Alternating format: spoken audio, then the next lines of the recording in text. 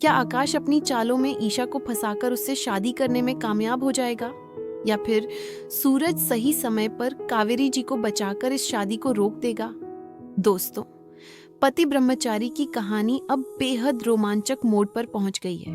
आकाश ने कावेरी जी को कैद कर रखा है और उनकी जान का डर दिखाकर ईशा को शादी के लिए मजबूर कर रहा है। दूसरी तरफ सूरज लगातार ईशा और उसकी मां को बचाने की कोशिश में लगा हुआ है। मंडप में जब शादी की रस्में शुरू होती हैं, तभी सूरज वहां पहुंचकर ईशा से कहता है कि अब कोई भी उसे उसकी मां से मिलने से नहीं रोक सकता। सूरज की बात सुनकर ईशा तुरंत आकाश का हाथ छोड़ देती है और अपनी मां के पास जाने के लिए आगे बढ़ती है। लेकिन तभी एक बड़ा खुलासा होता है। घूंघट के पीछे मौजूद महिला कावेरी जी नहीं होती। ये देखकर सूरज और ईशा दोनों हैरान रह जाते हैं।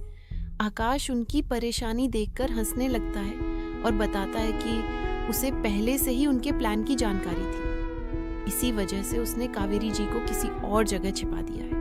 अपनी मां की जान खतरे में देखकर ईशा टूट जाती है। वह आकाश से विनती करती है कि उसकी मां को नुकसान न पहुंचाए। यहाँ तक कि वह अपनी मां की सुरक्षा के लिए शादी तक करने को तैयार हो जाती है। इसी बीच आकाश के आदमी सूरज पर हमला कर देते हैं।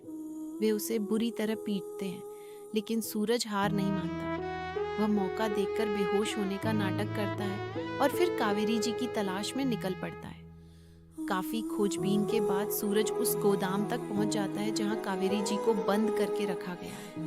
उन्हें देखकर सूरज राहत की सांस लेता है और वहां से निकालने की कोशिश करता है। तभी आकाश के गुंडे फिर उसके सामने आ जाते हैं, लेकिन इस बार सूरज अकेला नहीं होता।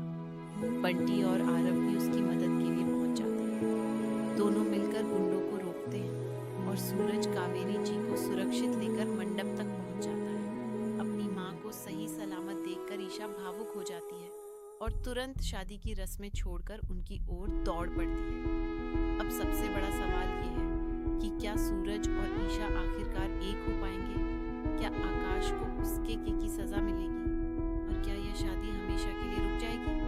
दोस्तों, अगर आपको लगता है कि अब आकाश का अंत होना चाहिए, तो कमेंट में यस जरूर लिखें। वीडियो को लाइक करें और चैनल को सब्सक्राइब करना न भूलें।